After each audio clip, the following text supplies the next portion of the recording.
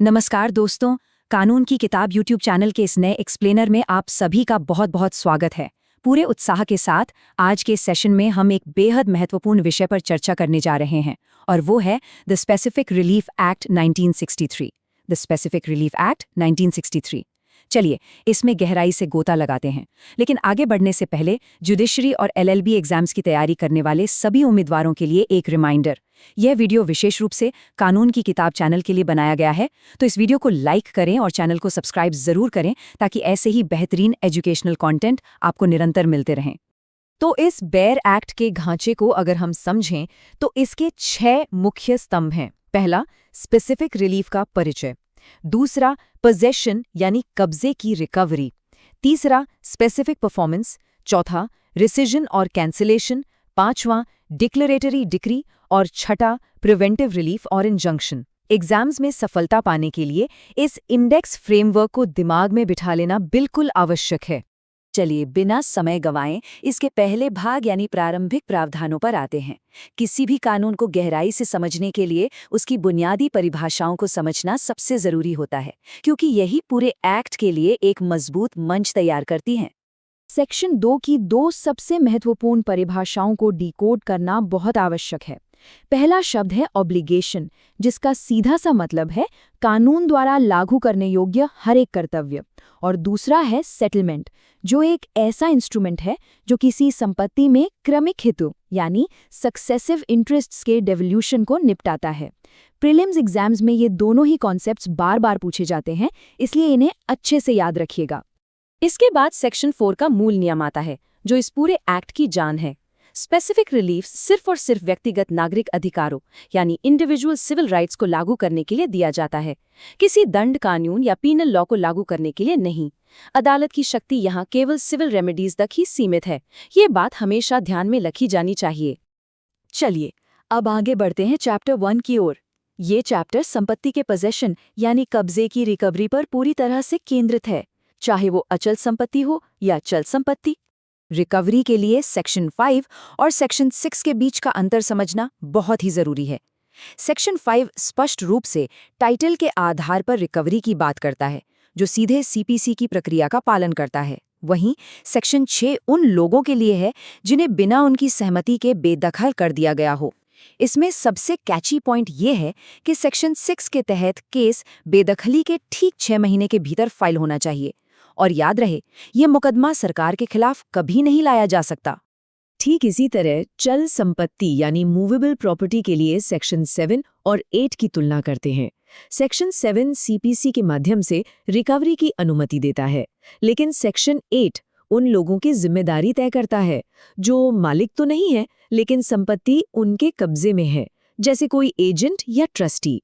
ये तब भी लागू होता है जब केवल पैसे से दिया गया मुआवजा या कॉम्पेंसेशन पर्याप्त नहीं होता।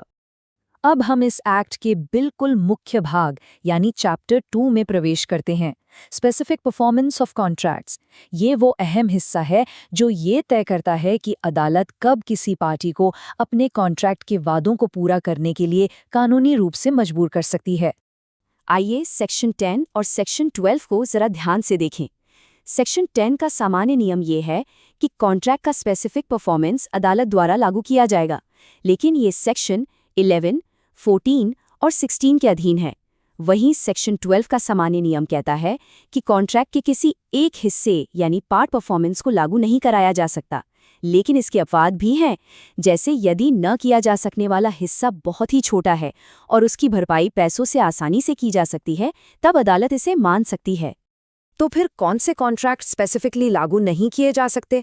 सेक्शन 14 इसके अपवादों की पूरी लिस्ट देता है। यदि सब्स्टिट्यूटेड परफॉर्मेंस प्राप्त कर लिया गया हो, या कोई ऐसा कर्तव्य हो जिसमें अदालत की निरंतर निगरानी की आवश्यकता हो, या जो किसी की व्यक्तिगत योग्यताओं पर निर्भर हो, या जिसकी प्रकृति ही डिटर्मिनेबल हो। मेंस एग्जाम के लिए इन पॉइंट्स को बिल्कुल इसी तरह रट लेना चाहिए। चलिए अब सेक्शन 20 के सब्स्टिट्यूटेड परफॉर्मेंस की प्रक्रिया को एकदम स्टेप बाय स्टेप समझते हैं। पहला कदम, कॉन्ट्रैक्ट टूटना या ब्रीच होना। दूसरा और बहुत अनिवार्य कदम, तोड़ने वाली पार्टी को कम से कम 30 दिन का लिखित नोटिस देना। तीसरा, अगर वे फिर भी मना कर दें या काम करने में विफल रहें। चौथा कदम, किसी तीसरे पक्ष से वो काम करवाना। और 5वां, जो भी खर्च आया वो उस पार्टी से वसूल करना जिसने कॉन्ट्रैक्ट तोड़ा था। है ना, एकदम सीधा और स्पष्ट। यहाँ हम एक छोटा सा पॉज लेते हैं। इस एक्ट का पहला और सबसे जटिल हिस्सा हमने कवर कर लिया है। अगर ये मूल कॉन्सेप्ट्स आपको अच्छे से समझ आ रहे हैं तो याद दिला दें कि ये वीडियो कानून की किताब यूट्यूब चैनल के लिए बनाया गया है। इस वीडियो को लाइक करें और चैनल को अभी सब्सक्राइब करें ताकि जुडिशरी एग्जाम्स के लिए ऐसे ही बेहतरीन और ज्ञानवर्धक वीडियो आपको लगातार मिलते रहें। ठीक है, अब गियर बदलते हैं और चैप्टर 4 और 5 पर आते हैं। ये चैप्टर्स कानूनी दस्तावेजों को रद्द करने यानी रिसिशन और निरस्त करने यानी कैंसलेशन की प्रक्रिया को संभालते हैं। सेक्शन 27 के तहत रिसिजन कब मिलेगा और कब नहीं। अदालत इसे तब मंजूर करती है जब कॉन्ट्रैक्ट वॉइडेबल हो या फिर गैरकानूनी हो, लेकिन अगर उसे स्पष्ट या निहित रूप से स्वीकार कर लिया गया है या परिस्थितियां पूरी तरह बदल गई हैं या किसी तीसरे पक्ष ने अधिकार प्राप्त कर लिए हैं तो अदालत इसे साफ खारिज कर देगी। कॉन्सेप्ट कंडीशन एक्सेप्शन को समझने का ये एक बेहतरीन स्टडी गाइड है। अब सेक्शन 31 के तहत कैंसलेशन का फॉर्मूला देखिए। ये बड़ा दिलचस्प है। यदि कोई लिखित इंस्ट्रूमेंट शून्य है या शून्यकरणीय है और ये उचित आशंका हो कि ये किसी को गंभीर नुकसान पहुंचा सकता है तो अदालत इसे रद्द करने का आदेश दे सकती है। यहाँ एक प्रक्रियात्मक शर्त ये भी है कि अदालत इसकी एक कॉपी सीधे रजिस्ट्रेशन ऑफिसर को भेजती है ताकि वो अपने रिकॉर्ड में भी इसे रद्द कर सके। अब हम चैप्टर 6 की ओर बढ़ते हैं, जो है डिक्लेरेटरी डिक्रीज। ये अदालत की उस विशेष विवेकपूर्ण शक्ति पर केंद्रित है जहां किसी व्यक्ति की कानूनी हैसियत या संपत्ति के अधिकारों की घोषणा की जाती है। सेक्शन 34 और 35 के बीच का दायरा बिल्कुल शीशे की तरह साफ होना चाहिए। सेक्शन 34 अदालत को किसी व्यक्ति का कानूनी दर्जा या अधिकार घोषित करने का विवेक देता है, लेकिन ये तब मना कर दिया जाएगा यदि वादी कोई और राहत मांग सकता था पर उसने नहीं मांगी। और सबसे महत्वपूर्ण बात जो सेक्शन 35 में है, इस डिक्री का प्रभाव केवल केस से जुड़ी पार्टियों और उनके ट्रस्टीज पर ही लागू होता है। ये जजमेंट इन रेम नहीं है, यानी ये पूरी दुनिया को बाध्य नहीं करता। अब हम इस एक्ट के अंतिम लेकिन सिविल लिटिगेशन प्रैक्टिस के लिए सबसे ज्यादा इस्तेमाल होने वाले हिस्से में प्रवेश कर रहे हैं, प्रिवेंटिव रिलीफ और इंजंक्शन। अस्थायी और स्थायी इंजंक्शन के बीच का ये अंतर एग्जाम्स के लिए बहुत ही जरूरी है।